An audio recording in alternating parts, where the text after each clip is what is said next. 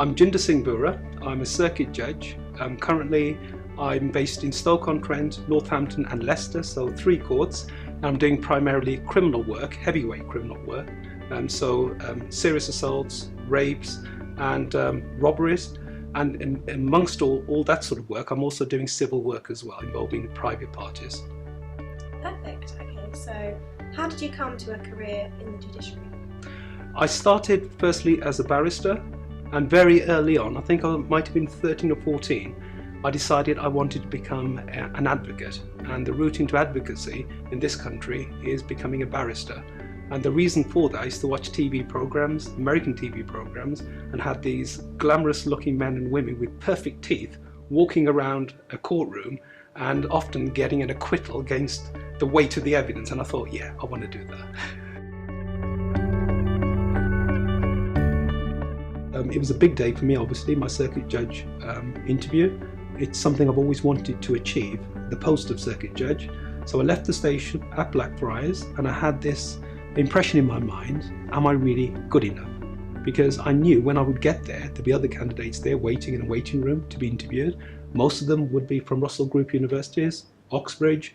Often they would have parents who have been barristers and solicitors, often been to private schools. I had none of that. So I had to be thinking to myself, well, should I even be in the same room as these people? But that was the starting point. But in the 20 minutes it took me to walk to Petty France, and I deliberately walked, by the way, I didn't take the tube because I wanted to go through that process, because I knew I would be going through those self-doubts. And in those 20 minutes I kept saying to myself, well, actually, I've done better just getting the interview than these people, because I didn't have those privileges. So the fact that I'm there in the same room means I'm actually better than they are. So I kept saying that to myself, kept saying, looking through some of the high points of my career, so my case in the Court of Appeal, my case in the Supreme Court, some of the very successful results I got against the odds.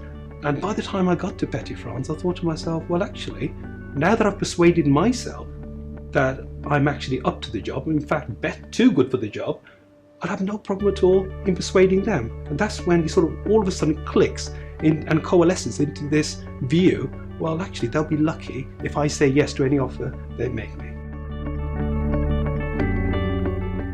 Do you have any particular tips or advice for aspiring judges on preparation for the process of applying to become a judge?